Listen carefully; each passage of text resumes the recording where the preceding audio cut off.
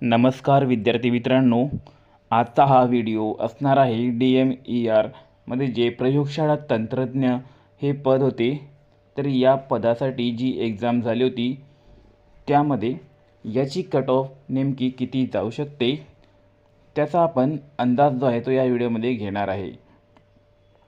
तर प्रयोगशाळा तंत्रज्ञ या पदासाठी एकूण 181 जागा होत्या। या ठिकाणी तुम्ही जागेंचं डिस्ट्रीब्यूशन बघू शकता। तर बघा, अनुसूचित जातीसाठी 27 इतके पदे होते, अनुसूचित जमातीसाठी 9 पद होते, विजा अ साठी 3, भज ब साठी 3, त्यानंतर भज साठी 7, भज ड साठी 3, विमा प्र साठी 3, इमा व साठी 38, SEBC साठी 18, आर्थिकदृष्ट्या दुर्बल घटकांसाठी 18, अराखीव पदे जी होती ती 52 होते। अशा प्रकारे टोटल 181 वॅकन्सीज या ठिकाणी होत्या। तर भरपूर वॅकन्सीज असल्यामुळे या ठिकाणी खूप सारे जी मुलं आहेत त्यांनी यासाठी परीक्षा दिली होती।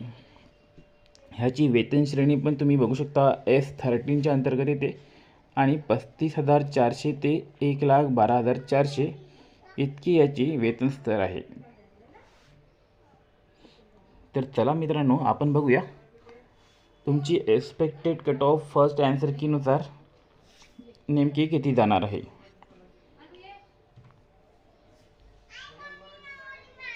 तर आपण सुरुवातीला बघूया अराखीव पदांसाठी याची कट ऑफ जी आहे ती नेमकी किती जाणार आहे।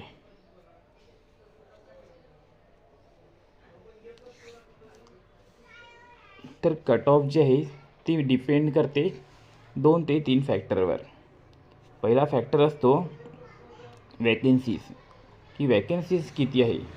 जितक्या जास्त वॅकन्सी तितका कट ऑफ जो आहे तो कमी लागत असतो। तर वॅकन्सी या ठिकाणी भरपूर आहे, 181 वॅकन्सी आहे। त्यानंतर काठिण्य पातळी म्हणजेच एक्झामची डिफिकल्टी लेवल काय होती। तर यावर्षी जो DMERचा पेपर झाला तो मॉडरेट लेवलचा होता। खूप सारे प्रश्न असे होते जे कन्फ्यूज करणारे होते आणि जरी सोपे वाटत असले तरी फायनल जेव्हा आन्सर की आली त्यानंतर खूप साऱ्या मुलांना जे प्रश्न बरोबर वाटत होते ते सुद्धा त्या ठिकाणी त्यांचे चुकलेले आहे। त्यामुळे त्यांना वाटत होते जितके मार्क वाटत होते तितके मार्क्स मिळालेले नाही आहे। खूप साऱ्या मुलांना 150च्या रेंजमध्ये मार्क मिळालेले आहे। क्वचितच तुम्हाला 160च्या आसपासवाला मुलगा दिसून येऊ शकतो। मॅक्झिमम मुलांना 150च्या रेंजमध्ये मार्क्स आहे, जे टॉपचे मुलं आहेत त्यांना। आणि 100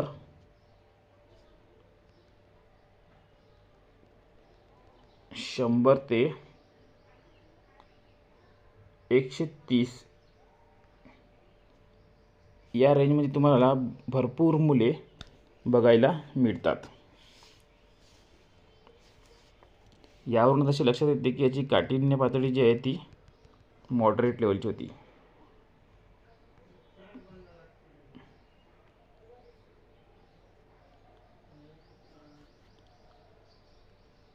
आणि नॉर्मलायझेशन या ठिकाणी होणार आहे की नाही हे सुद्धा आपण बघूया।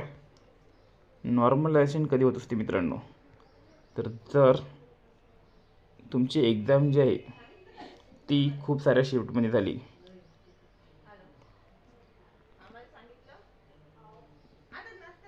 तर त्या केसमध्ये नॉर्मलायझेशन जे आहे ते होत असते। तर आपण बघूया की प्रयोगशाळा तंत्रज्ञासाठी किती शिफ्टमध्ये तुमची एक्झाम झाली।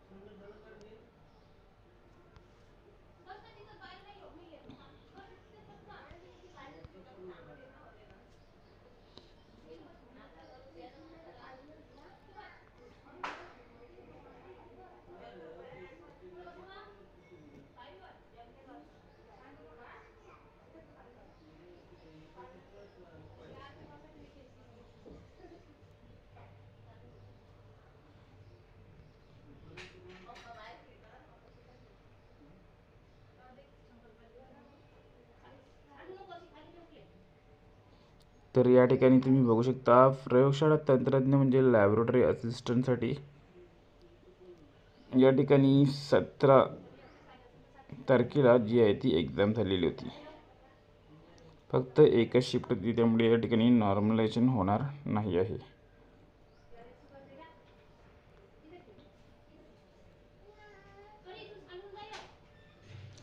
तर आता यानुसार आपण बघूया की कट ऑफ जी आहे ती कोणत्या रेंजमध्ये जाणार आहे. तर बघा मित्रांनो, अराखीव टोटल 52 इतक्या जागा होत्या आणि त्यामध्ये सर्वसाधारण जागा ज्या आहेत त्या 17 इतक्या होत्या. तर या ठिकाणी सर्व फॅक्टर कन्सिडर केल्यावर तुमचा स्कोअर जो आहे तो कट ऑफ जे आहे ती 156च्या रेंजमध्ये जाण्याची इथे चान्सेस दिसत आहे. आता तुम्ही म्हणाल इतकी कमी कट ऑफ का? तर बघा मित्रांनो, कट ऑफ जी आहे ती कोणत्या फॅक्टरवर डिपेंड करते ते मी तुम्हाला सांगितलं आहे. या ठिकाणी काठिण्य पातळी जी आहे ती चांगली होती, त्यामुळे 156च्या रेंजमध्ये तुमची कट ऑफ जी आहे ती राखीव पदासाठी राहणार आहे. त्यानंतर आता आपण बघूया राखीव झालेले आहे. आता बघूया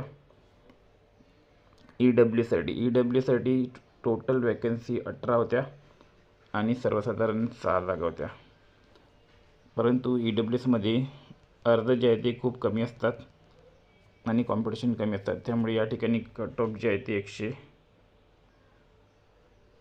मॅक्झिमम 140पर्यंत जाऊ शकते. मॅक्झिमम म्हणताय मी 140, आणि जर रेंज सांगतो म्हटलं तर 130 ते 140 या रेंजमध्ये जाऊ शकते.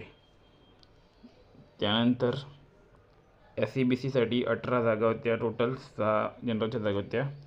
SEBCसाठी कट ऑफ असणार आहे 146 या रेंजमध्ये. OBCसाठी 38 जागा होत्या, सर्वसाधारण 12 जागा होत्या. तो OBCची कट ऑफ राहणार आहे 140 ते 148 या रेंजमध्ये. त्यानंतर विमा बघू शकता, 3 जागा होत्या, एक सर्वसाधारण जागा होती. यांची कट ऑफ जी आहे या ठिकाणी राहणार आहे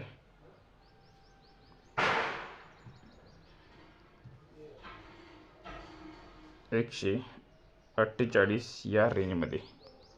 भजडसाठी बघू शकता तुम्ही, 3 जागा होत्या, सर्वसाधारण जागा एक होती. यांची कट ऑफ राहणार आहे 148. त्यानंतर भजेसाठी बघू शकता कट ऑफ राहणार आहे 148च्या आजूबाजूला. भजे बसाठी सुद्धा इतकीच कट ऑफ राहणार आहे. विजा असाठी बघू शकता, याच्यासाठी सुद्धा याच रेंजमध्ये कट ऑफ असणार आहे. अनुसूचित जमातीसाठी तुम्ही या ठिकाणी बघू शकता कट ऑफ जी राहणार आहे ते 138 ते 146 या रेंजमध्ये 100% कट ऑफ तुमची जाणार आहे. तुमचा स्कोअर जर या दरम्यान असेल तर तुमचं सिलेक्शन 100% होणार आहे. त्यानंतर अनुसूचित जमातीसाठी कट ऑफ किती राहू शकते, तर ती 136 या रेंजमध्ये 100% कट ऑफ राहणार आहे आणि याच्या कमी जाणार आहे. मॅक्झिमम यापेक्षा जाऊ शकत नाही. तर बघा मित्रांनो, तुमचा स्कोअर किती येत आहे हे कमेंट बॉक्समध्ये सांगा.